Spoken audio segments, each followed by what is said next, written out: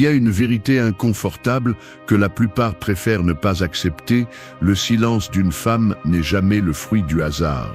C'est une décision si calculée qu'elle a souvent plus de poids que n'importe quel mot. Beaucoup d'hommes, face à ce mur invisible, se précipitent dans l'abîme de l'anxiété, confondent l'absence de réponse avec un vide personnel et finissent par perdre le contrôle, le respect et même leur propre équilibre. Mais ce que presque personne ne te dit, c'est que ce silence est un message aussi clair qu'un avertissement.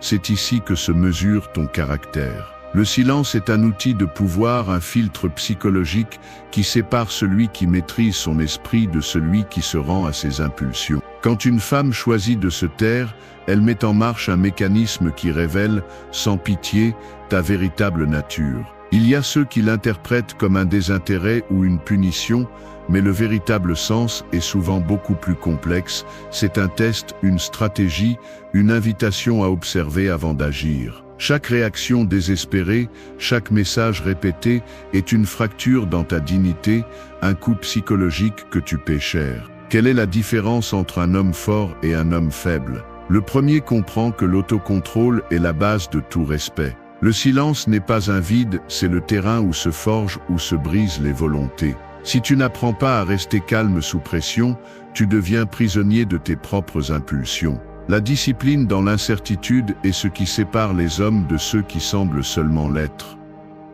1. Reconnaître le silence comme un message actif. Tu es assis devant ton téléphone et tu vérifies l'écran pour la 5e fois en 10 minutes. Le message d'hier est toujours en vue, sans réponse. Il n'y a pas de nouvelles notifications, pas de point bleu, pas de traces d'activité. Tu ressens l'envie d'écrire à nouveau, de demander si tout va bien, de chercher une réaction. Mais tu t'arrêtes, même si l'anxiété ne te lâche pas. Voici où apparaît l'auto-illusion. Tu te répètes qu'il ne l'a peut-être pas vu, qu'il est occupé, qu'il y a sûrement une raison innocente derrière ce silence. Mais la réalité est beaucoup plus simple et plus dure que ce que tu veux admettre. Le silence est le message. Il n'y a pas d'erreur, pas d'oubli. Il y a une intention claire dans chaque seconde sans réponse. L'ignorer est une faiblesse, et la faiblesse a un prix que tu paies toujours cher. Beaucoup d'hommes tombent dans ce piège enfantin de chercher des explications externes, de croire que le silence est accidentel ou qu'un bonhomme doit insister pour prouver son intérêt. On parle beaucoup de communication, mais presque personne ne te prépare à la leçon la plus inconfortable.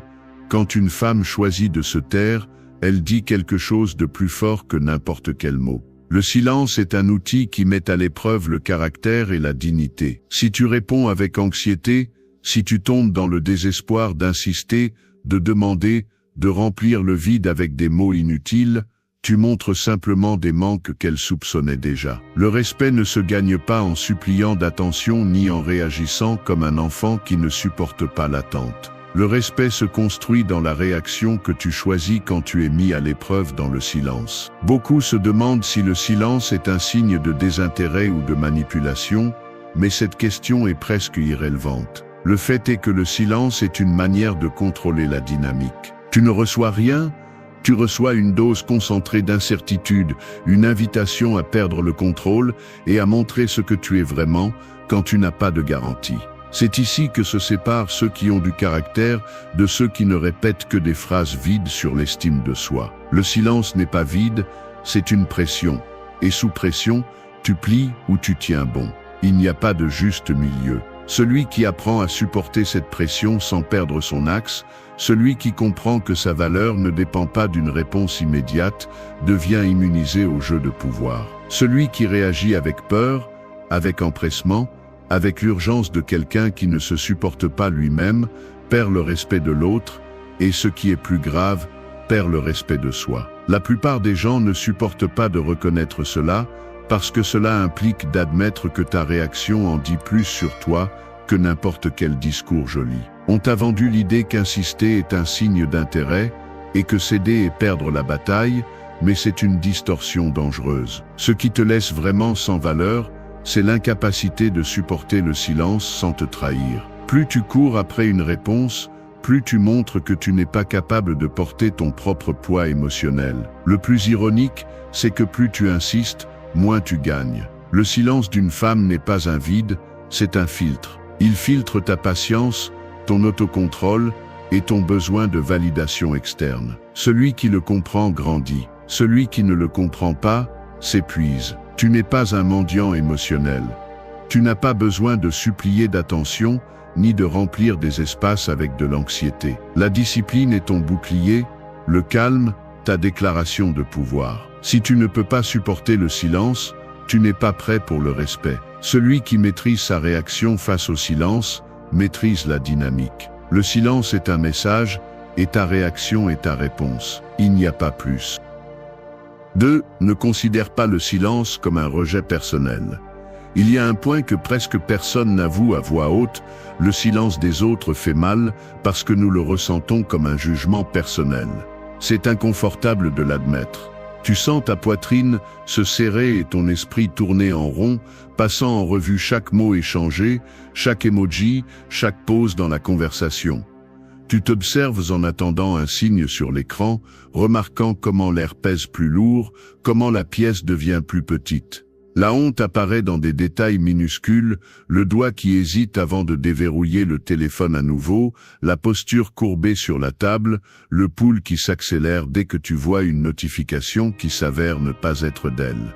L'esprit devient une sorte de machine à fabriquer des explications et au fond tout tourne autour du même axe, qu'est-ce que j'ai mal fait ?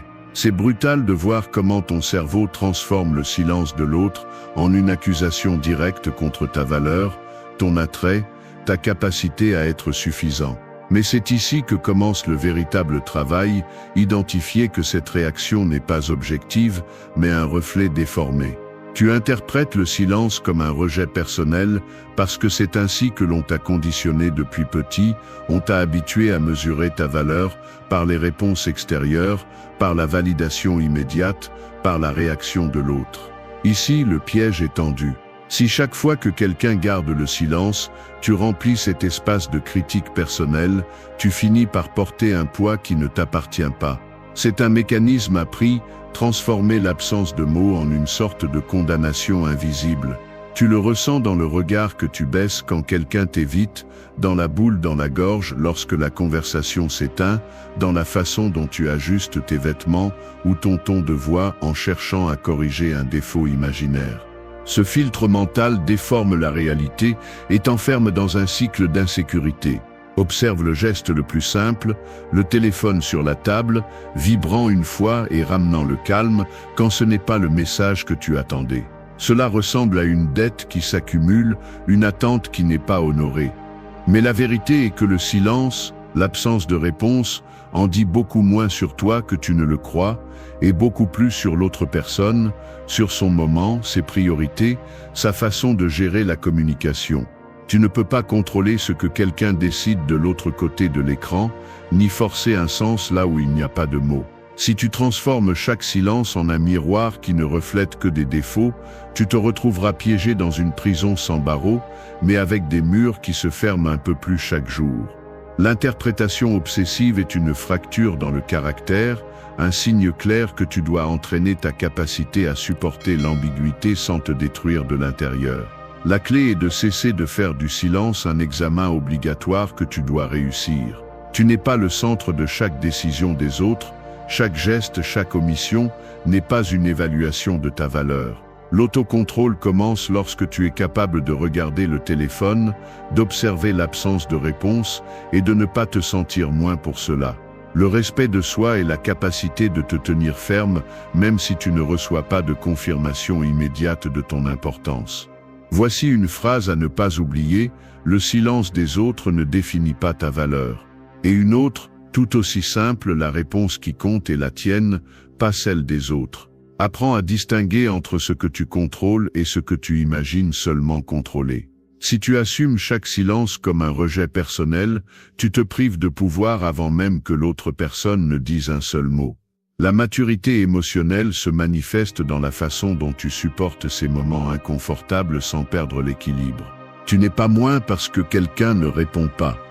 Tu es fort parce que tu choisis de ne pas t'agenouiller devant ce que tu ne peux pas contrôler. C'est la différence entre vivre en fonction du jugement des autres et vivre dans la dignité de soi. La réaction que tu choisis face au silence est celle qui construit ou détruit ton respect de soi.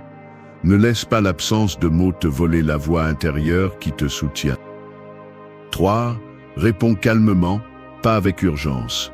L'urgence est l'ennemi de ton respect de soi. Si jamais tu es tombé dans le piège de répondre à un silence avec précipitation, tu sais de quoi je parle, chaque message envoyé sous l'effet de l'anxiété est une confession involontaire de faiblesse. Analysons le mécanisme. Lorsque tu ressens la pression de l'incertitude, ton premier réflexe est de chercher un soulagement immédiat. C'est un réflexe conditionné, presque automatique, qui surgit de l'inconfort de ne pas contrôler le résultat. L'esprit cherche à clore le cycle, à résoudre la tension, à obtenir une réaction qui te redonne l'illusion de maîtrise sur la situation. Mais cet élan ne sert qu'à court terme, et à long terme, c'est du poison. Car chaque fois que tu cèdes à l'urgence, tu renforces l'idée que ta stabilité dépend de ce que fait ou dit l'autre personne. Tu perds le contrôle sur toi-même en échange d'une gratification qui arrive presque jamais. Répondre calmement n'est ni de la passivité ni de l'indifférence, c'est une stratégie délibérée. C'est comprendre que la véritable force réside dans le choix de ta réaction, pas dans le fait de te laisser emporter par la soif d'attention. L'urgence révèle un manque, le calme montre de la discipline. Lorsque tu agis dans la précipitation, tout ton langage verbal, écrit et corporel transmet de l'inquiétude. Peu importe les mots que tu utilises, le message sous-jacent est toujours le même: je ne supporte pas l'attente. J'ai besoin d'une réponse pour me sentir bien. Et ce message, même si tu ne le dis pas à voix haute, se filtre et se perçoit. C'est une fissure dans l'armure. C'est pourquoi l'autocontrôle est le critère par lequel on t'évalue, même si cela n'est jamais mentionné explicitement. Regarde le processus avec clarté.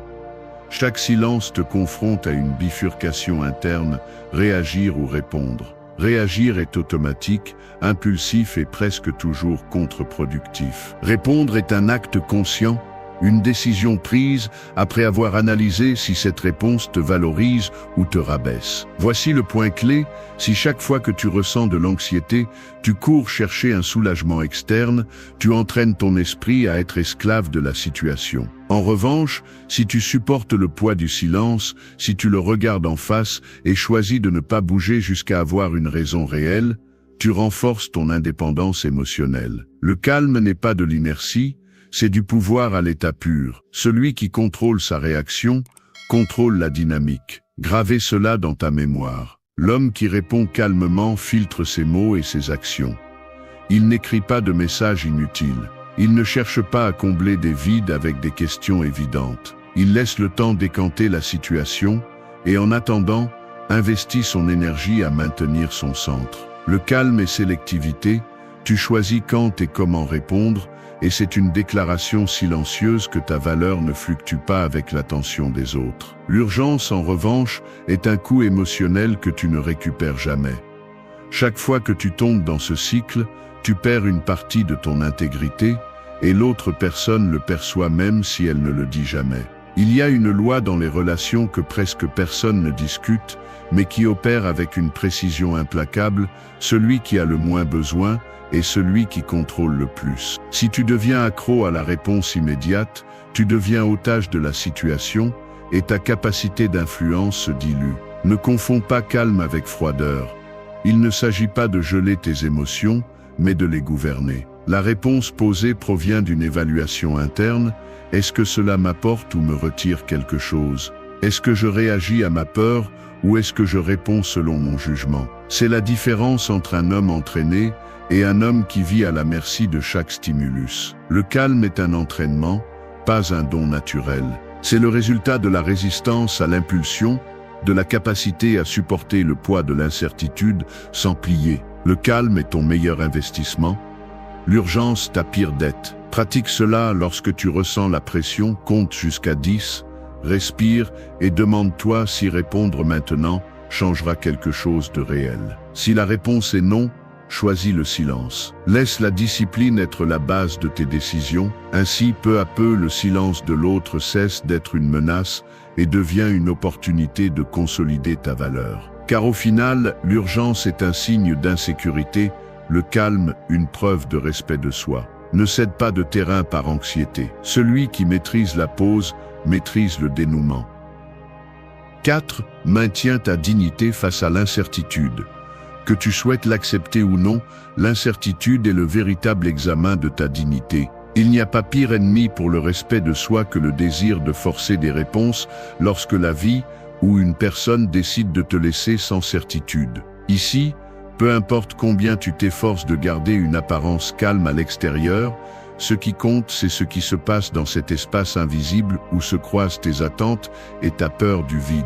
Le silence, l'attente, le doute, tout cela devient une loupe qui expose qui tu es lorsque tu n'as pas le contrôle. L'homme qui ne supporte pas l'incertitude finit par céder, et chaque fois qu'il le fait, il laisse une partie de sa dignité entre les mains des autres, comme si la valeur personnelle était une monnaie que d'autres peuvent dépenser à leur guise. La première chose que tu dois reconnaître, c'est que l'esprit humain déteste l'ambiguïté. Il y a une compulsion presque biologique à clore des cycles, à obtenir des réponses, à transformer l'inconnu en quelque chose de gérable. Mais cette urgence est, en réalité, un mécanisme de défense primitif, pas un signe de maturité. Celui qui cherche des certitudes à tout prix s'expose souvent trop, offrant sa tranquillité en échange de miettes de validation. C'est ainsi qu'émerge le cycle de la dépendance émotionnelle.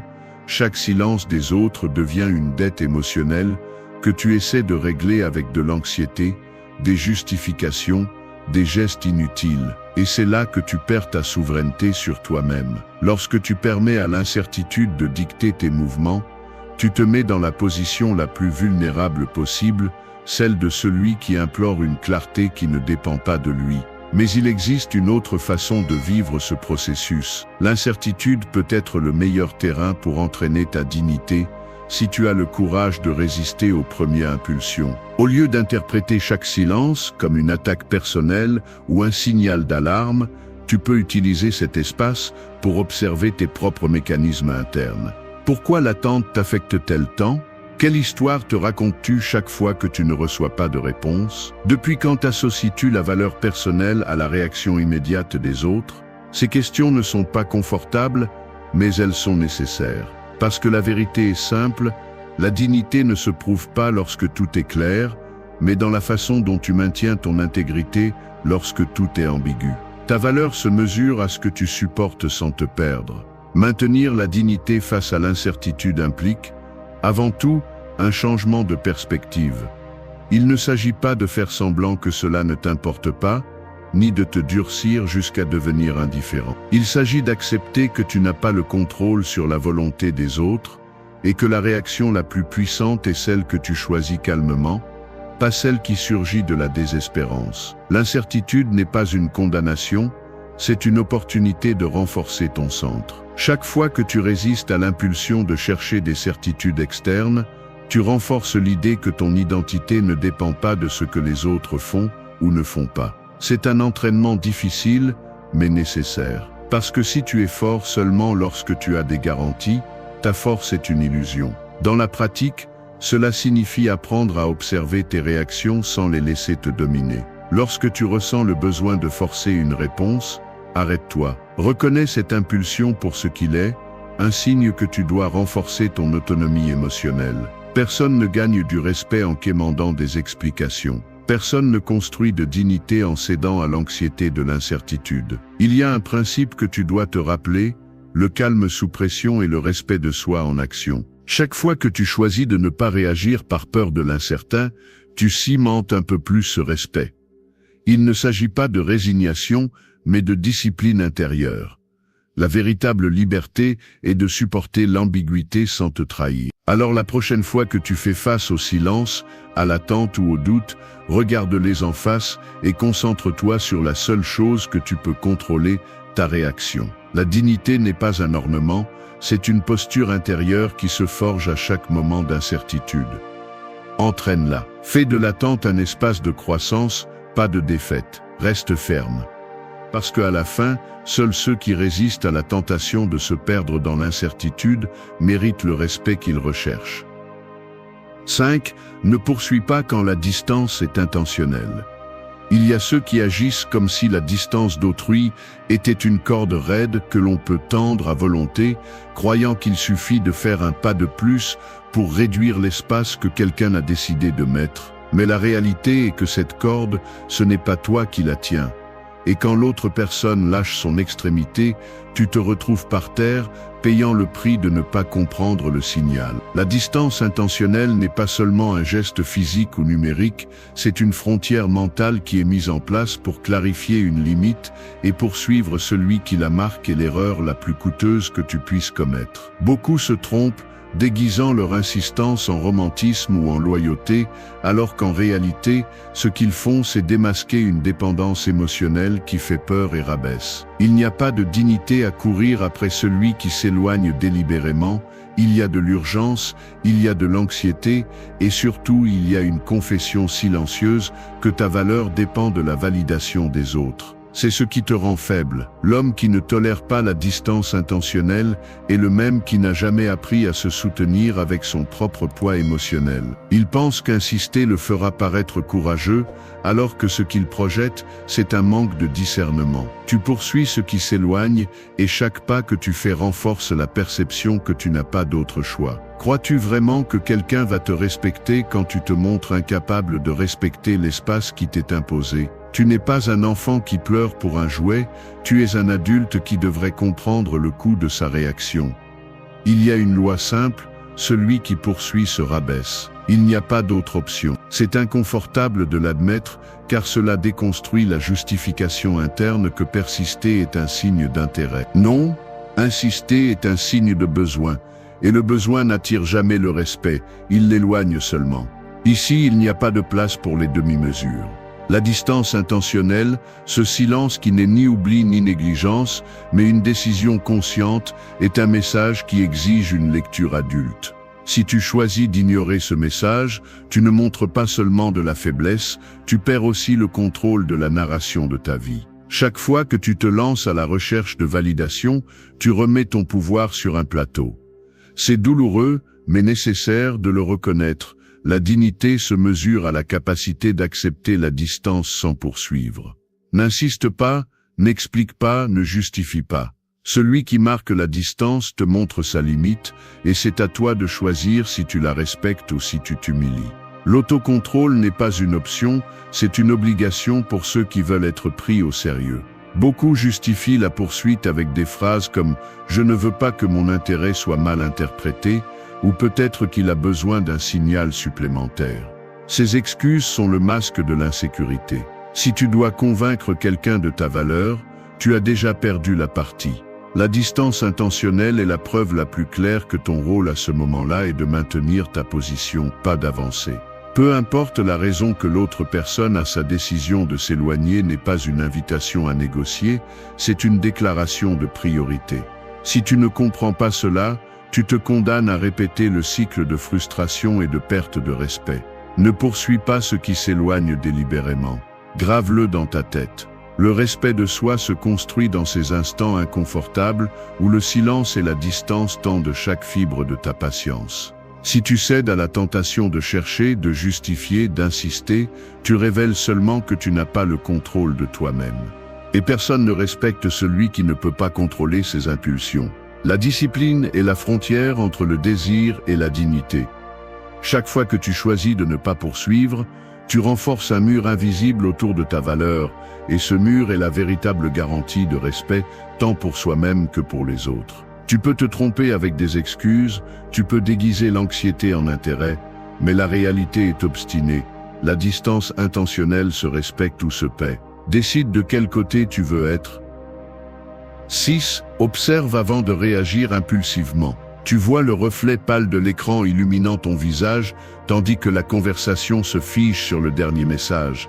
Et à cet instant, l'air semble plus dense, les sons autour de toi s'éteignent, et la seule chose qui existe est cette pause inconfortable. Tu regardes le curseur clignoter dans le chat, tu hésites à écrire une autre ligne, à envoyer une photo ou à chercher un mème qui peut-être briserait la glace. Mais quelque chose dans ton ventre se tend, tu reconnais cet élan, cette urgence d'agir sans réfléchir, de combler le vide par n'importe quel geste. Ton doigt abaisse lentement le téléphone sur la table, les yeux se fixent sur le bois, et le corps reste une seconde de plus, figé, comme si ce silence avait un poids physique. Ce n'est pas seulement le téléphone, tu le vois dans la façon dont tu te lèves de la chaise, dans la courte marche à travers la pièce, dans la manière dont tu cherches n'importe quelle tâche pour te distraire du non-message. C'est la scène réelle, le muscle de la réaction prêt à se déclencher, le cerveau luttant pour un soulagement immédiat. C'est ici que la plupart échouent, parce que personne ne t'apprend à tolérer l'espace entre le stimulus et la réaction. Nous vivons entourés de réponses rapides, de notifications instantanées, de l'illusion que tout doit se résoudre en quelques secondes, et quand il te faut attendre, l'inconfort brûle. Le corps traduit l'anxiété par des gestes, des doigts qui tambourinent sur la table, la respiration qui s'accélère à peine le téléphone vibre, le geste de vérifier 2 fois si le message a bien été envoyé. Chaque micro-mouvement est une confession, tu ne supportes pas la pause, tu veux sauter directement à l'action. Mais là est l'erreur, réagir avant d'observer, bouger sans comprendre ce qui se passe réellement. Le piège est subtil. Tu crois qu'en agissant rapidement, tu as le contrôle, mais en réalité, tu laisses simplement la situation te contrôler. Observer avant de réagir est un entraînement, pas une préférence. C'est la décision de maintenir le regard sur le fait concret, d'examiner la scène sans chercher un soulagement immédiat. Regarde l'écran éteint, écoute le silence, sens l'inconfort dans ta poitrine et ne fais rien pendant un moment. Cet espace est ton terrain d'entraînement. Ici se définit ton caractère dans la capacité de regarder l'impulsion d'écrire et de ne pas céder, de reconnaître la pression et de ne pas la transformer en une réaction automatique. Celui qui observe avant d'agir se fait le cadeau de la perspective. Parce que lorsque tu es capable de voir la scène complète, ton anxiété, ton désir de réponse, la véritable raison derrière cet élan, tu peux filtrer le bruit et choisir depuis la raison, pas depuis la fin de validation. L'autocontrôle commence dans le visuel, dans le tangible, observe ton propre corps, note la tension dans tes mains, la posture voûtée, le soupir qui s'échappe avant l'heure. Ce que tu vois en toi est la matière première pour le respect de soi. Si tu agis sans regarder, tu deviens esclave de la réaction. Si tu observes avant de bouger, tu reprends le contrôle. Voici une phrase que tu dois tatouer dans ta mémoire. Celui qui observe commande, celui qui réagit obéit. Le silence de l'autre personne ne te rend pas faible. Ce qui te rend faible, c'est de ne pas savoir attendre, de ne pas tolérer l'analyse avant le mouvement. La maturité ne réside pas dans la rapidité de la réponse, mais dans la qualité de la réaction. Alors la prochaine fois que tu ressentiras l'élan de briser le silence par une action impulsive, arrête-toi. Regarde la scène entière, l'écran, ton corps, tes émotions. Respire et accorde-toi le luxe de choisir. Ne te précipite pas juste pour soulager l'inconfort. Le véritable pouvoir réside dans la pause, dans l'observation du jeu avant de déplacer la pièce. Au final, la réaction irréfléchie est le prix que tu payes pour ne pas supporter l'attente. L'observation consciente, en revanche, est l'investissement qui multiplie ton respect. Fais de la pause ton allié, parce que celui qui maîtrise le moment entre l'impulsion et l'action, maîtrise le respect de soi. Sept, la patience renforce ta position. Peu de choses sont aussi difficiles à admettre que cela, derrière l'empressement à obtenir une réponse, derrière cet élan presque physique qui te pousse à rompre le silence avec un message de plus. Ce qu'il y a réellement, c'est une incapacité à tolérer le vide. C'est inconfortable de le reconnaître, car cela implique d'accepter que la patience est un muscle atrophié chez de nombreux hommes. Ce n'est pas que tu ne sais pas attendre, c'est que tu n'as jamais appris à attendre sans perdre ta contenance. Quand une femme garde le silence, le premier instinct est d'interpréter ce silence comme une menace, une provocation personnelle qui exige une réaction. Mais la vérité est beaucoup plus simple et en même temps plus crue. La patience est la seule ressource qui renforce ta position dans toute dynamique où le silence est le protagoniste. Chaque seconde que tu supportes sans bouger, sans céder à l'impulsion, est une déclaration silencieuse que ton axe n'est pas à l'extérieur, mais à l'intérieur. Si tu analyses le mécanisme psychologique, tu te rends compte que l'impatience n'est pas seulement une réaction au vide, c'est une façon d'essayer de contrôler l'incontrôlable. Tu veux forcer des réponses, raccourcir l'attente, parce que tu confonds rapidité avec pouvoir, comme si l'immédiateté d'une réaction garantissait respect ou validation. C'est un piège. La patience, en revanche, te place au-dessus de la situation car elle inverse la charge. Ce n'est plus toi qui poursuis un signe, mais celui qui décide quand et comment agir. Celui qui attend sans anxiété, celui qui résiste à la pression interne de faire quelque chose juste pour se calmer, montre discipline et maîtrise de soi. La patience est la force invisible qui soutient ta valeur lorsque l'environnement semble exiger désespoir. C'est pourquoi celui qui maîtrise l'attente ne se rabaisse jamais à l'urgence. L'urgence révèle une fracture, la patience démontre une hiérarchie. Beaucoup ne comprennent pas que la patience est stratégique, pas passive. Cela ne signifie pas se résigner ni abandonner, mais gérer le temps et l'énergie de manière à toujours être celui qui définit ses mouvements. Si tu cèdes à l'urgence, tu remets le contrôle, et cette remise est la racine de la perte de respect. Chaque fois que tu réagis sans réfléchir, tu confirmes que ton équilibre dépend du stimulus externe. C'est comme si chaque silence d'autrui mettait en lumière ta propre carence. En revanche, la patience te permet d'observer, de filtrer, de décider. Tu ne réponds pas par réflexe, mais parce que tu as évalué si cette réponse t'ajoute ou te retire. Et cela, même si cela n'est pas dit à voix haute, est perçu. Le calme prolongé dérange celui qui s'attendait à te voir perdre le contrôle, et c'est là que tu inverses la pression, l'anxiété change de côté. La patience est aussi une économie d'énergie émotionnelle. Plus tu entraînes ta capacité à attendre, moins tu t'épuises en justifications, explications ou poursuites inutiles. Tu n'as pas à prouver ta valeur à chaque instant car ta simple présence tranquille est un signe de solidité. La plupart des erreurs qui détruisent le respect de soi surviennent par incapacité à supporter la pause, par le fait de remplir l'espace avec des gestes inutiles. Si tu comprends cela, tu deviens sélectif, tu choisis tes batailles, tes mots, tes mouvements. Celui qui sait attendre filtre ce qui est important de ce qui n'est qu'un piège émotionnel. La patience est un pouvoir accumulé. Cette phrase doit toujours être présente dans ta façon d'agir. Au fond, la patience est la plus grande manifestation de respect de soi, car elle implique de faire confiance à ta valeur au-delà de la réaction d'autrui. Tu ne te définis pas par la rapidité avec laquelle quelqu'un répond, mais par la fermeté avec laquelle tu maintiens ta position. Plus tu tolères le silence sans perdre ton axe, plus ton autorité personnelle grandit. Le respect ne s'exige pas, il s'inspire de la stabilité sous pression.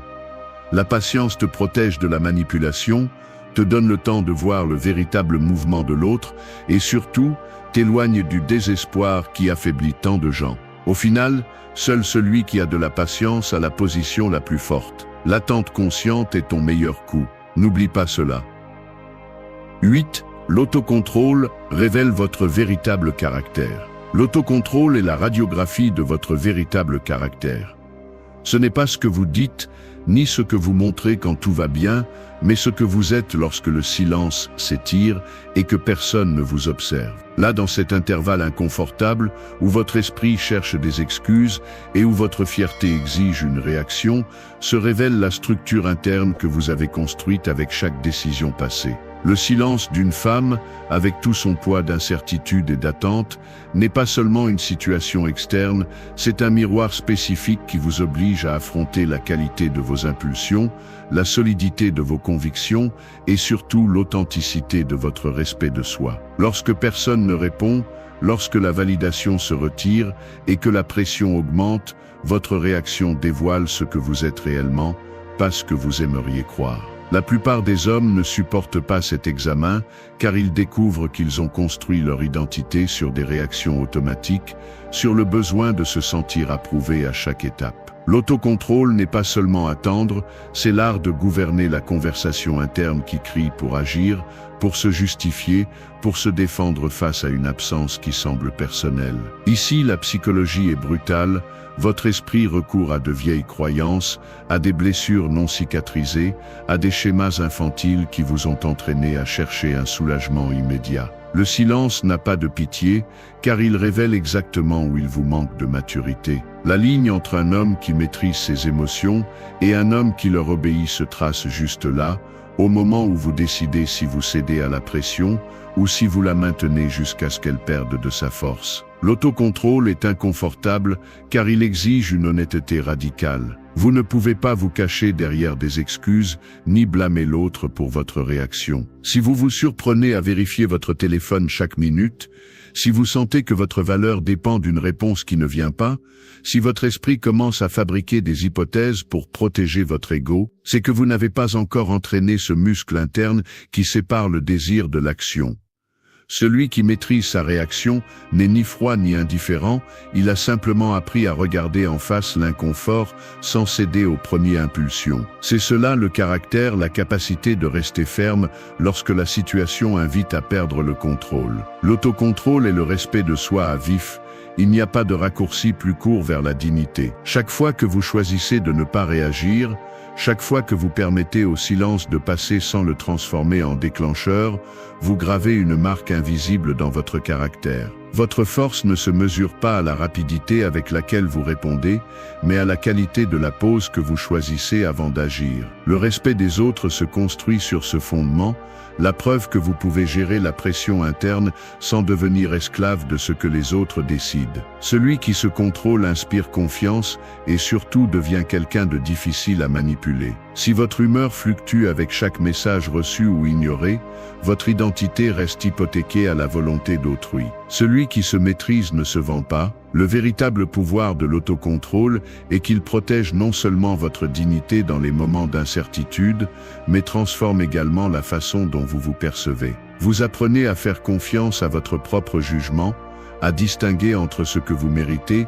et ce que vous recherchez seulement par anxiété. L'autocontrôle est le filtre qui sépare la réaction qui érode votre valeur de la réponse qui la consolide. Ce n'est pas un don, c'est une discipline dure, forgée dans des répétitions silencieuses de résistance. Plus vous avez d'autocontrôle, moins il y a de place pour l'autotromperie et la faiblesse. Ainsi, peu à peu, votre caractère cesse de dépendre de l'environnement et commence à dicter le rythme de votre vie. Cela ne s'apprend pas en lisant de belles phrases, mais en supportant le poids réel de l'attente et de l'inconfort sans se perdre dans le processus. Rappelez-vous ceci, votre réaction au silence révèle plus que 1000 mots. L'autocontrôle est la seule épreuve que vous ne pouvez pas falsifier. Si vous voulez du respect, commencez par vous maîtriser lorsque personne d'autre ne l'exige. C'est cela la mesure d'un homme réel. Accepter le manque de respect est le premier pas pour se perdre soi-même. Peu de gens l'admettent, mais la dignité ne s'arrache pas d'un coup, elle s'érode par de petites concessions, par des silences gênants, par l'attente absurde qu'un geste de reconnaissance vienne de celui qui ne donne que l'indifférence. Les hommes piégés dans des relations déséquilibrées savent ce que pèse cette attente, l'estime de soi s'affaiblit, les attentes se réduisent et le respect de soi devient une dette en souffrance. Certains croient qu'en insistant, en expliquant, en suppliant ou en montrant plus de loyauté, ils parviendront à faire changer l'autre, alors qu'en réalité, ils s'enchaînent davantage au cycle de dévalorisation. Dans ce jeu, chaque fois que tu te contentes de miettes, tu enseignes aux autres jusqu'où ils peuvent aller avec toi. Rappelons-nous, le respect ne se négocie jamais, il s'exige avec des limites, pas avec des mots.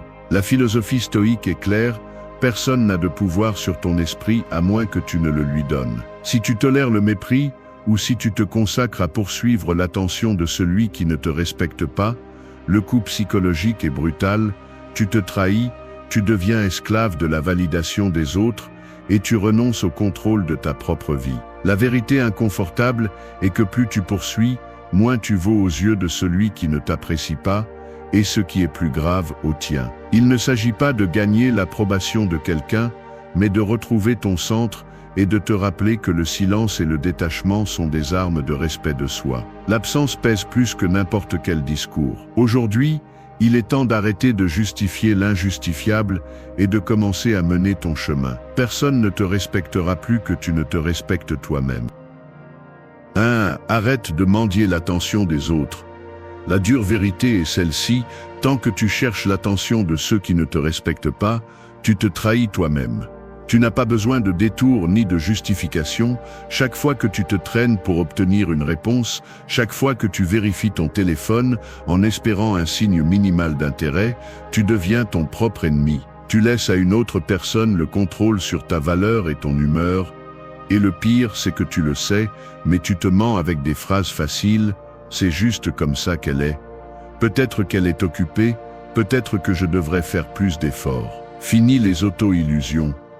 L'attention que tu obtiens de quelqu'un qui ne te valorise pas est une aumône émotionnelle, et tu n'es pas dans ce monde pour vivre de miettes. La dignité ne se négocie pas, et si tu dois la demander, tu l'as déjà perdue. Tu te répètes des excuses, tu te réfugies dans l'espoir que les choses changent si tu insistes suffisamment, mais cette stratégie ne fait que détruire ce qu'il reste de ton estime de soi. Il n'y a rien de noble à tolérer l'indifférence, ni de vertu à mendier une place dans la vie de quelqu'un qui t'ignore. Le jour où tu décideras d'arrêter de poursuivre, ce jour-là tu retrouveras ton pouvoir. Tu cesses d'être un accessoire et tu retrouves ta place en tant que protagoniste de ta propre vie. Si elle ne t'écrit pas, ne te cherche pas, ne t'exige avec distance, pas avec des explications. Si tu dois lui expliquer pourquoi tu mérites d'être bien traité, tu t'es déjà mis en dessous. Beaucoup d'hommes restent piégés dans la fantaisie qu'un peu plus d'engagement peut changer le résultat. Si je suis plus attentif,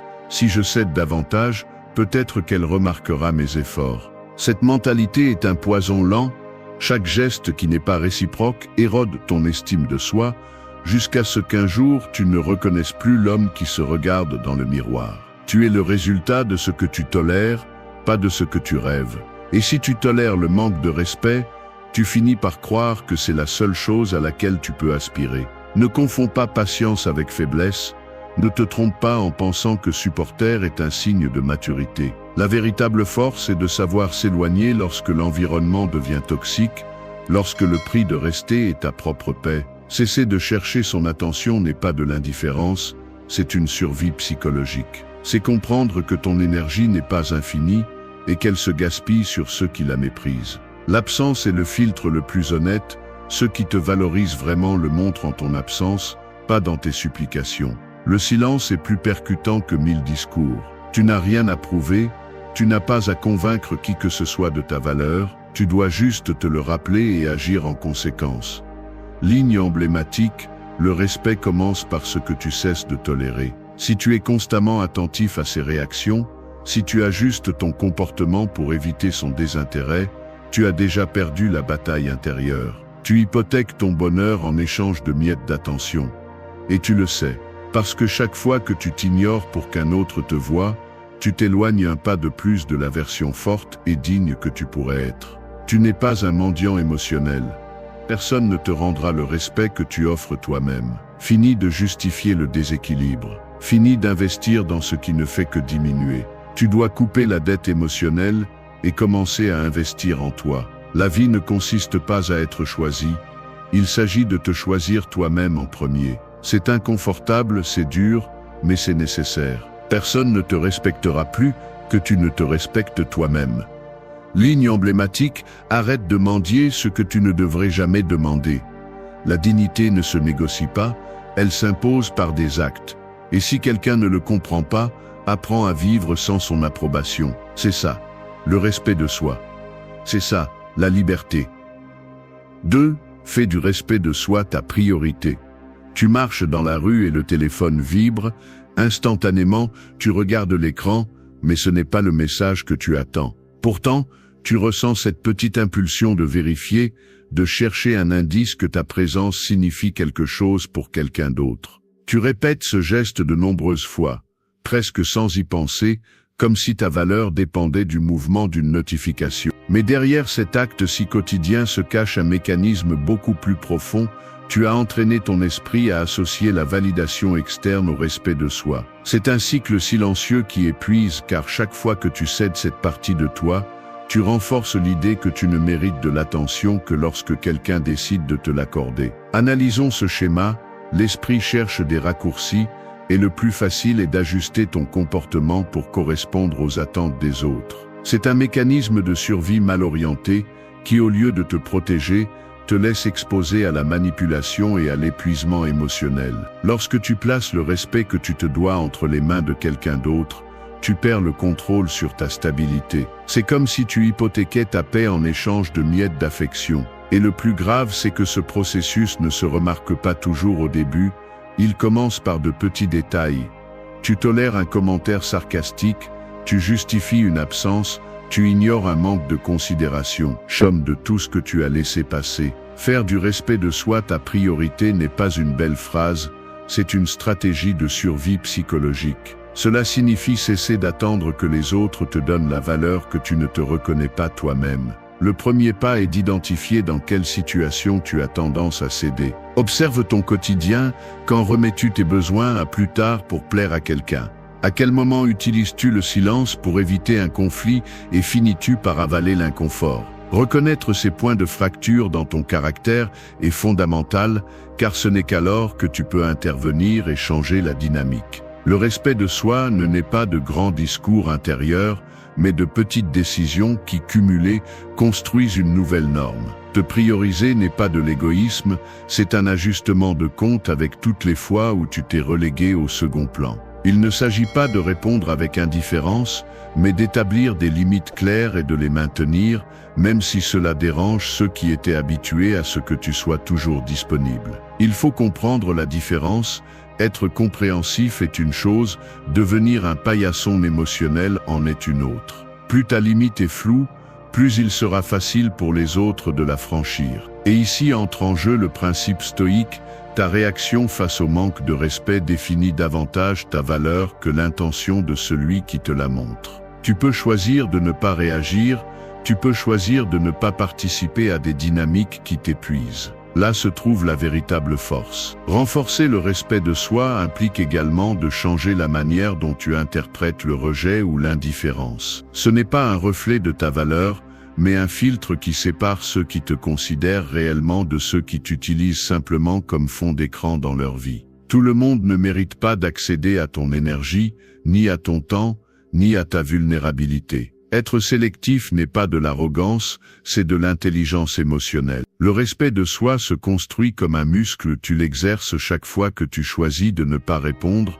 chaque fois que tu maintiens une limite malgré l'inconfort, chaque fois que tu priorises ta paix sur l'approbation des autres. Ligne iconique, celui qui ne respecte pas tes limites ne mérite pas ta présence. La priorité est claire, personne ne te rendra ce que tu ne te donnes pas toi-même. Le respect de soi ne se négocie pas, il se pratique. Chaque choix compte, chaque limite s'additionne, chaque fois que tu dis non à ce qui te diminue, tu regagnes du terrain. Ce n'est que lorsque tu deviens ta propre référence que le monde commence à te traiter différemment. Ligne iconique, ne négocie pas ta dignité, fais du respect de soi ta norme quotidienne. 3. Ne discute pas de ta valeur, démontre-la. Je vais te dire une vérité inconfortable. Il y a des moments où tu t'entends justifier ta valeur à voix haute, comme si tu étais dans un petit tribunal, cherchant l'approbation dans le regard des autres. Tu te surprends à expliquer pourquoi tu mérites le respect, pourquoi tes intentions sont bonnes, pourquoi il n'est pas juste qu'on t'ignore. Tu ressens cet élan presque automatique de te défendre, de donner des raisons, de mettre sur la table tout ce que tu as fait, espérant que la balance penche en ta faveur. Tu le reconnais dans le geste tendu de tes mains, dans la façon dont tes mots sortent rapidement, comme si le silence de l'autre te pressait de combler le vide avec des arguments. Mais dans cet acte, il y a un piège profond. Chaque fois que tu discutes de ta valeur, tu la baisses un peu plus. Pense à la scène. Elle croise les bras, détourne le regard, répond par monosyllabes. Tu insistes, expliques, essaie de raisonner. L'ambiance devient dense, chaque mot que tu prononces pèse plus qu'il ne le devrait. Tu sens la chaleur dans tes pommettes, le goût métallique de la frustration. Tout ton corps révèle l'anxiété de vouloir convaincre quelqu'un qui en réalité a déjà pris sa décision. Là, à cet instant, ta dignité se joue dans des détails minuscules, l'insistance, la justification, la supplication camouflée en arguments logiques. Le respect de soi ne survit pas à cette usure. Discuter de ta valeur, c'est comme essayer de redonner vie à quelque chose qui est déjà cassé. La réalité est que lorsque tu commences à débattre de ton mérite, tu as déjà perdu le fil. Le respect n'est pas un sujet de débat, il ne s'argumente pas comme une opinion lors d'une table ronde. Il se démontre. Et il se démontre par des actions, par des limites, par le calme de celui qui sait se retirer lorsqu'il perçoit l'indifférence. C'est là que la plupart se trompent, ils croient que le silence est une défaite, que l'absence est une reddition. Mais c'est l'inverse. L'autocontrôle de ne pas entrer dans la discussion est une déclaration plus puissante que n'importe quel discours. Tu n'as pas besoin de convaincre qui que ce soit de ta valeur. Tu as juste besoin de la vivre. Ligne iconique, la valeur ne s'explique pas, elle se respire. Observe ton quotidien, il y a des gestes concrets qui parlent plus fort que n'importe quel mot. Décider de ne pas répondre immédiatement à celui qui t'ignore. Ne pas ajuster tes plans pour accommoder quelqu'un qui ne s'accommode jamais à toi. Ne pas sacrifier ton repos, ta routine, tes principes pour faire plaisir à quelqu'un qui n'apprécie même pas l'effort. Ce sont des détails qui semblent petits, mais qui ajoutent une déclaration silencieuse. Je ne suis pas ici pour supplier. Lorsque tu maintiens cette ligne, lorsque tu choisis de t'éloigner plutôt que de discuter, l'ambiance change. L'autre personne ressent la différence. Tu n'es plus prévisible ni disponible à tout prix. Cela se remarque dans ta posture, dans la fermeté avec laquelle tu parles, dans le calme avec lequel tu acceptes le désintérêt des autres. Ton énergie ne se filtre plus dans des justifications, mais se concentre sur ta propre croissance. Le respect commence par cesser d'expliquer tes limites. Si quelqu'un a besoin que tu lui donnes des raisons de bien te traiter, il ne mérite plus d'accéder à ton espace. Il y a un poids qui se lève lorsque tu décides de ne pas entrer dans le jeu de la persuasion. C'est libérateur de ne pas avoir à convaincre, de ne pas avoir à te défendre. Tu t'épargnes des discussions et surtout, tu t'épargnes des déceptions. Ligne iconique, celui qui discute de sa valeur, la vend à bas prix. Ce n'est pas une question de froideur, mais de clarté. Ta présence doit être un privilège, pas une conséquence de ton insistance. La prochaine fois que tu ressens l'élan de t'expliquer, souviens-toi, tu n'es pas obligé de justifier qui tu es, ni pourquoi tu mérites le respect. Ta valeur est une réalité interne, pas un sujet de négociation externe. Décide de le démontrer par des faits, et tu verras comment ton environnement se réorganise. Peu de choses sont aussi percutantes que l'absence sereine de celui qui sait sa valeur. Ne discute pas de ta valeur. Fais-le évidente. 4. Utilisez le silence comme une limite ferme. Il y a une porte lourde à l'intérieur de vous, une porte que vous n'osez que rarement fermer complètement. De l'autre côté se trouve tout ce que vous ne dites pas, tout ce que vous gardez pour vous chaque fois que vous ressentez l'envie de réagir, d'expliquer, de chercher une réaction de ceux qui ne vous donnent que de l'indifférence. Vous ressentez la pression de garder cette porte ouverte, car associer le silence à la faiblesse est une vieille habitude. Presque une peur enfantine de rester à l'extérieur. Mais la réalité est que cette porte est votre dernière ligne de défense. Chaque fois que vous la fermez et choisissez le silence, ce n'est pas de l'évasion, c'est de la protection. Utiliser le silence comme limite n'est pas un acte passif, c'est une déclaration interne que vous n'êtes plus disposé à dépenser de l'énergie sur ce qui ne compte pas. C'est la façon dont vous reprenez la souveraineté sur vos émotions et sur la narration de votre propre histoire. La plupart des gens confondent le silence avec le vide, comme si ne pas répondre était synonyme de défaite ou de résignation. Mais au fond, le silence est un espace où vous vous écoutez sans le filtre du désir d'approbation. C'est là, lorsque vous résistez à l'envie de vous justifier ou de réclamer, que vous réalisez combien il vous coûtait de ne pas être accepté, combien d'anxiété vous ressentiez à ne pas recevoir de réponse immédiate. Le mécanisme est clair, chaque mot que vous ne dites pas, chaque explication que vous décidez de ne pas donner est un investissement dans l'autocontrôle. Ce n'est pas de la répression, c'est de la discipline émotionnelle. Le silence bien utilisé est un mur qui n'a pas besoin d'ornement, il coupe le circuit de la dépendance et vous rend le pouvoir que vous offriez avec chaque message, chaque réaction, chaque justification. Cela peut faire mal au début. Vous ressentez l'inconfort dans votre corps,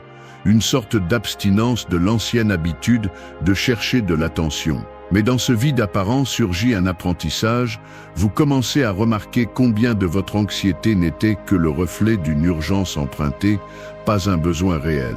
En choisissant le silence, vous vous obligez à affronter vos propres insécurités, à identifier les croyances déformées qui vous faisaient penser que vous méritiez moins que ce que vous donnez. Le silence n'est pas un manque d'intérêt, c'est un intérêt pour vous-même. C'est la pause nécessaire pour que votre estime de soi se reconstruise sans le bruit de la validation des autres. Ligne emblématique, le silence est la frontière où se termine l'auto-sabotage. Dans la pratique, utiliser le silence comme une limite ferme implique de résister à la tentation de clarifier, d'insister, de corriger ceux qui ont déjà prouvé qu'ils ne veulent pas comprendre. C'est un exercice d'humilité et d'auto-évaluation. Vous cessez de chercher des explications externes et vous vous concentrez sur ce que vous pouvez contrôler.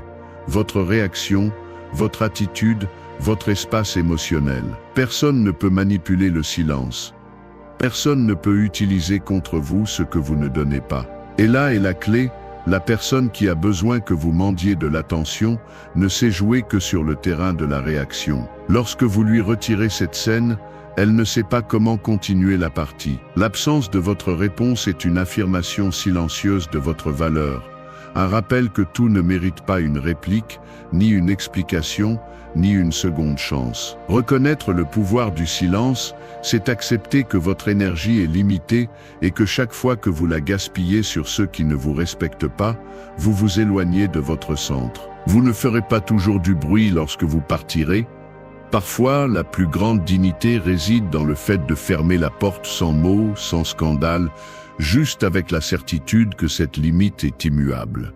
Ligne emblématique, laissez votre absence dire ce que votre fierté tête. Dans le silence commence la véritable reconstruction du respect de soi.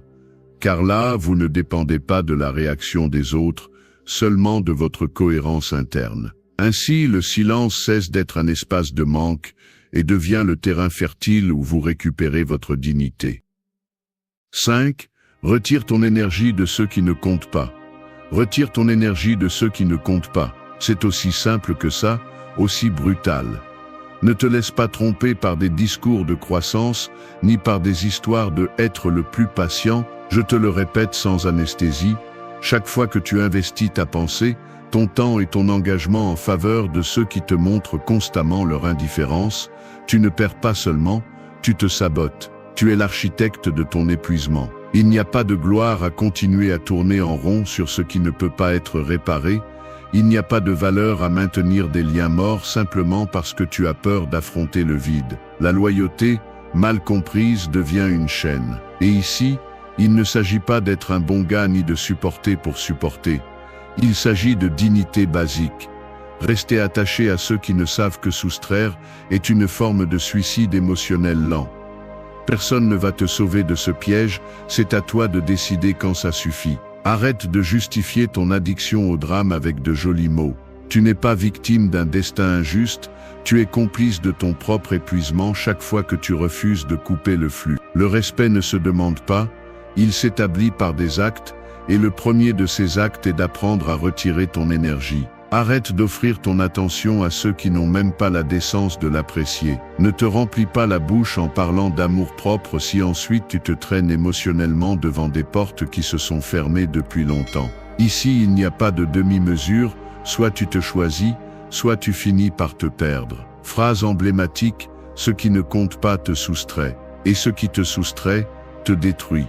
Assez de penser que tu mérites reconnaissance juste parce que tu insistes. L'effort sans réciprocité et du mépris de soi sous un autre nom. Chaque message sans réponse, chaque plan annulé, chaque affront que tu tolères ajoute une pierre au poids que tu portes. Ce poids n'est pas un signe de force, c'est le prix à payer pour ne pas mettre de limite. L'auto-illusion est le pire ennemi, tu te dis que tu es fort en supportant, mais en réalité tu acceptes les restes. Veux-tu vraiment que ta vie soit une collection d'excuses et de résignation ?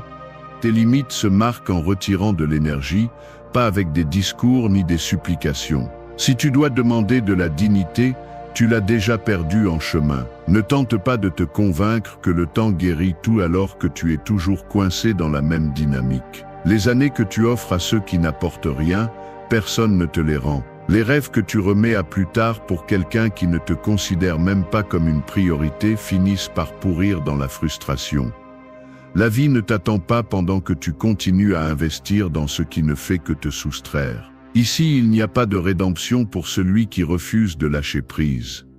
Phrase emblématique, l'énergie que tu gaspilles sur ceux qui ne comptent pas est une dette que tu te fais à toi-même. Tu dois être plus brutal avec toi-même. Fais un inventaire réel dans quoi et en qui investis-tu le meilleur de toi. Si la balance est toujours contre toi, si tu n'es pas une source inépuisable, ta capacité, ton amour, ta présence sont des ressources limitées. Ceux qui ne les apprécient pas ne les méritent pas. C'est aussi simple que ça. Et si ça te fait mal, tant mieux, cette douleur est le signe que tu ignores tes propres limites depuis trop longtemps. Il n'y a pas de croissance là où il y a un épuisement chronique.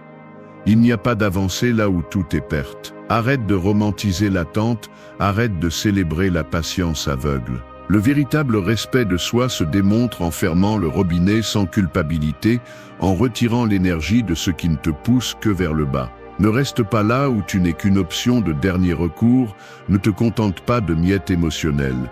Ta vie n'est pas une salle d'attente, ceux qui ne comptent pas sont de trop. Libère-toi du poids. 6.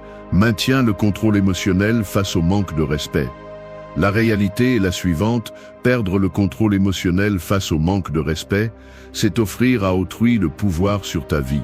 Il n'y a aucune justification valable lorsque tu permets qu'une réaction impulsive, une réponse chargée de colère ou d'anxiété, définisse qui tu es face à celui qui t'a méprisé. Chaque fois que tu exploses, supplies ou t'effondres parce que quelqu'un ne t'a pas donné ce que tu attendais, tu lui remets la dernière pièce de pouvoir qu'il te restait. Le respect de soi ne consiste pas seulement à établir des limites externes, mais à protéger ton monde intérieur contre les tentatives de manipulation ou de mépris. Il ne s'agit pas de ravaler ta colère ni de feindre un froid glacial, mais de comprendre clairement le mécanisme. Celui qui parvient à te provoquer et à te sortir de ton centre a déjà un avantage émotionnel sur toi. Maintenir le contrôle n'est pas de l'indifférence, c'est une stratégie de survie personnelle de base. Analysons cela calmement. Le manque de respect des autres a tendance à activer un circuit interne automatique, l'urgence de te défendre, d'exiger une explication, de chercher justice à travers une réaction émotionnelle apparaît.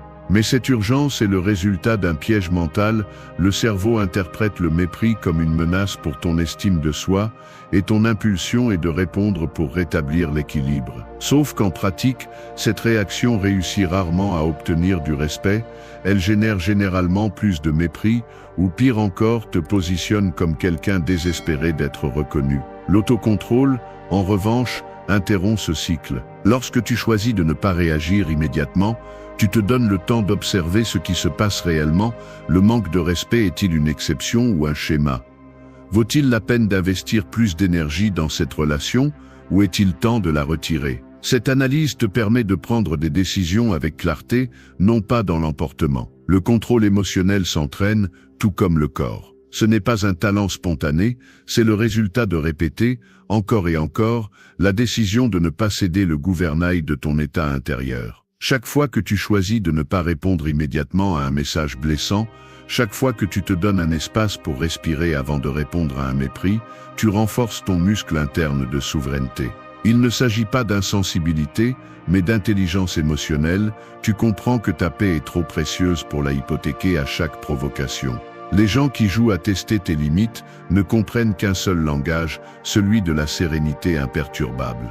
Lorsque ta réaction est mesurée, lorsque tu ne t'énerves pas face à l'indifférence ou aux affronts, tu changes l'axe de la dynamique.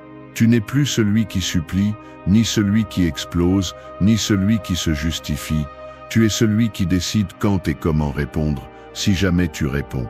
Une seule réaction incontrôlée peut annuler des semaines de soins personnels et de limites bien établies. C'est pourquoi la discipline émotionnelle n'est pas seulement une question d'orgueil, c'est un investissement dans ta santé mentale. Tu n'as pas besoin de prouver quoi que ce soit avec des cris, ni avec des silences chargés de ressentiment. La véritable force réside dans la régulation de ta réponse, dans le choix de ce qui mérite ton énergie et ce qui ne le mérite pas. Maintenir son calme face au manque de respect, c'est affirmer que ton monde intérieur ne dépend ni de la validation ni du mépris des autres. C'est établir que tes émotions sont sous ta juridiction et que personne n'a le droit de les manipuler comme s'il s'agissait de pions sur un plateau. Phrase emblématique, ne remets pas le contrôle de tes émotions à celui qui ne respecte pas ta valeur. La plupart des hommes confondent le contrôle émotionnel avec la répression ou la soumission. Mais la différence est abyssale. La répression te ronge de l'intérieur. Le contrôle conscient te renforce. Savoir quand parler et quand se taire, quand se retirer et quand maintenir ta place, est une compétence qui ne se cultive qu'avec de la pratique et une honnêteté brutale envers soi-même. Si tu sens que ta poitrine brûle de l'intérieur, ce n'est pas un signe que tu dois exploser, c'est une alarme qui indique que tu as besoin de faire une pause, d'analyser, de décider dans le calme. C'est la posture de l'homme qui se respecte. Phrase emblématique, celui qui maintient le contrôle a toujours le dernier mot. En pratique, cela signifie cesser d'être réactif et commencer à être sélectif. Tout ne mérite pas ta réponse, ni ta colère, ni ton temps. Le contrôle émotionnel est le filtre ultime, il protège ta dignité, préserve ton énergie et te rend le pouvoir que tu n'aurais jamais dû lâcher. Sept, brise la dépendance à la validation externe. Tu traverses un café, commandes un café et en attendant au bar, sors ton téléphone. Il n'y a pas de nouveau message, juste le reflet de ton visage sur l'écran noir. Tu fais semblant de vérifier une autre application, n'importe quelle excuse pour donner l'impression que tu as quelque chose d'important à faire, mais en réalité, tu ressens ce petit vide qui apparaît chaque fois que la validation externe ne se manifeste pas. Autour de toi, les gens discutent, rient, se distraient.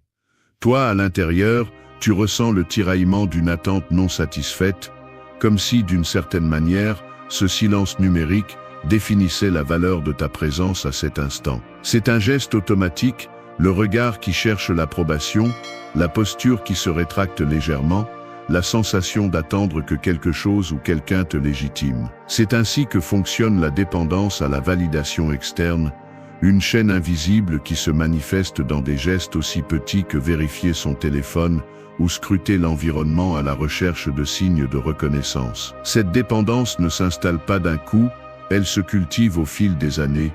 Tu apprends à lire le geste des autres, à ajuster ta voix si tu sens de l'indifférence, à changer ton histoire pour que l'autre ne perde pas son attention. Chaque fois que tes mots cherchent à plaire plus qu'à exprimer, tu cèdes un peu de terrain. C'est comme si tu mettais une partie de ton identité entre les mains d'autrui, espérant qu'il te renvoie une version améliorée de toi-même. Mais cette attente a toujours un coût, elle commence par des détails minimes et finit par filtrer toutes tes décisions. Tu te surprends à choisir des vêtements, des mots, même des silences, non pas pour toi, mais pour t'adapter au moule de l'acceptation des autres. La validation devient le filtre qui déforme ta perception de ce que tu mérites. Le piège est subtil, car le monde te fait comprendre que d'être valorisé par les autres est synonyme de succès. Tu vois les réseaux sociaux, les j'aime, les messages qui n'arrivent jamais, et tu associes ton bien-être à cette approbation rapide et superficielle. En pratique, cela signifie que chaque silence, chaque indifférence, te blesse bien plus que tu ne l'admets. L'anxiété de ne pas recevoir de réponse devient une dette émotionnelle que tu paies chaque jour. Et plus tu dépends de ce stimulus externe, moins tu fais confiance à ton propre jugement. Ton humeur monte et descend comme un graphique que les autres contrôlent avec chaque geste, chaque mot, chaque absence. Briser cette dépendance implique de l'inconfort. Tu dois supporter la sensation de vide, l'impulsion de te justifier ou de chercher des signes là où il n'y en a pas.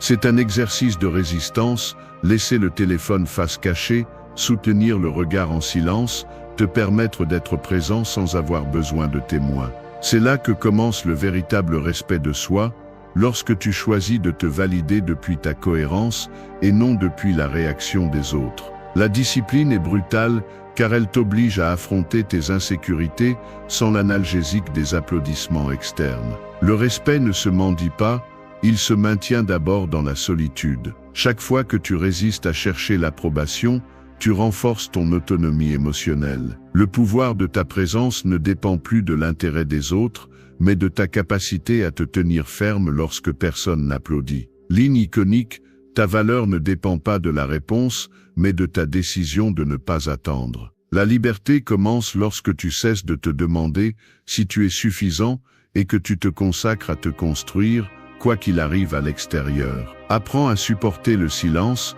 l'absence de reconnaissance, les regards qui ne s'arrêtent pas sur toi. Là, dans cette résistance quotidienne, la dignité s'entraîne. Ligne iconique, la validation externe est un luxe, pas un besoin. Lorsque tu cesses d'en avoir besoin, tu reprends le contrôle de ta vie. Tout le reste est une addiction aux applaudissements. 8. Choisis d'avancer, ne reste pas là où tu n'es pas valorisé.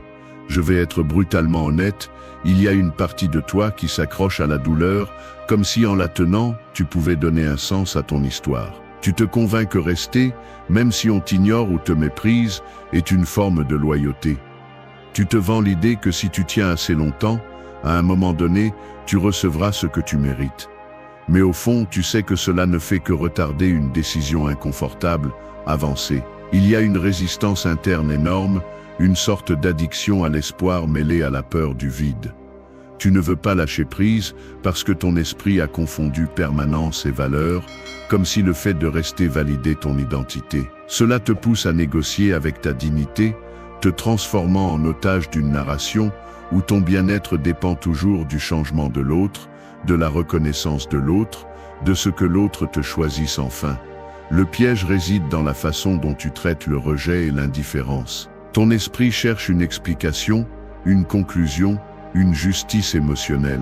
Tu te répètes qu'il y a quelque chose de salvateur dans l'histoire, que peut-être c'est de ta faute de ne pas avoir fait plus ou d'avoir fait trop. Cette auto-analyse sans fin est une forme de paralysie, un mécanisme qui t'empêche de prendre la décision la plus difficile, bouger. Car avancer implique d'admettre que tu n'es indispensable pour personne et que ta valeur n'aurait jamais dû être conditionnée par la présence ou l'absence d'un autre. La peur de rester seul ou de perdre quelque chose d'important est en réalité la peur de te confronter à toi-même sans béquille extérieure. Mais dans cette confrontation se trouve la liberté. Rester là où tu n'es pas valorisé, c'est choisir la prison de l'insuffisance, c'est réaffirmer l'idée que tu mérites moins que ce que tu donnes. Personne ne viendra te sortir de cet endroit, le sauvetage est toujours une décision personnelle. Réfléchis bien, chaque jour où tu continues d'attendre une reconnaissance, là où tu ne reçois que de l'indifférence, tu renforces l'habitude mentale de te contenter du minimum. Cela laisse une empreinte qu'il est ensuite difficile d'effacer. Tes standards s'adaptent à la rareté, ton estime de soi commence à l'accepter comme norme. Avancer, en revanche, n'est pas une fuite ni un acte d'égoïsme, c'est un règlement de compte avec tout le temps et l'énergie que tu as investi dans un endroit stérile. C'est reprendre l'autorité sur ta vie. Cela signifie sortir du terrain de l'auto-sabotage et commencer à construire ailleurs, même si au début cela fait mal et que l'incertitude pèse. Il est normal que la peur essaie de te freiner, qu'elle te murmure des excuses. Ce n'est pas si grave. Peut-être que demain ça changera, tiens encore un peu, mais tout cela ne fait que maintenir une dette émotionnelle qui a des intérêts très élevés. Le véritable avancement commence lorsque tu te permets de ressentir la douleur de laisser derrière toi ce qui ne t'apporte rien, sans anesthésie ni justification. Lorsque tu fais face au vide qui reste après avoir coupé, tu le remplis de ta propre présence, pas avec des promesses d'autrui. Le focus n'est plus de convaincre qui que ce soit, mais de te reconstruire, d'être fidèle à tes principes, de ne plus offrir ton énergie à ceux qui ne la méritent pas. Avancer est une décision, pas une conséquence. C'est un acte de respect de soi, la démonstration la plus claire que tu ne participes plus à des dynamiques qui te détruisent peu à peu. Ligne emblématique, ne t'arrête pas là où tu as déjà cessé de grandir. Maintenant tu comprends qu'avancer n'est pas oublier immédiatement, ni cesser de ressentir, mais c'est choisir de ne pas rester piégé dans le même cycle. C'est un entraînement mental et émotionnel. Chaque pas que tu fais, même si ta voix tremble, est une déclaration d'indépendance. N'attends pas que l'autre réalise ta valeur. Prends conscience de ta propre valeur et agis en conséquence. Ligne emblématique, avancer est la limite définitive entre le respect de soi et l'auto-tromperie. Ta vie ne bouge que lorsque tu bouges, pas lorsque quelqu'un d'autre te donne la permission. Danke, dass du bis zum Ende des Videos geblieben bist. Wenn du alles gesehen hast, kommentiere, ich bin stoisch, als unser geheimes Zeichen, um zu wissen, dass du ein wahrer Schüler des Stoizismus bist. Vergiss nicht, den Kanal zu abonnieren und das Video zu liken, wenn es dir gefallen hat. Wir sehen uns im nächsten Video und denke daran, kultiviere weiterhin deinen stoischen Geist.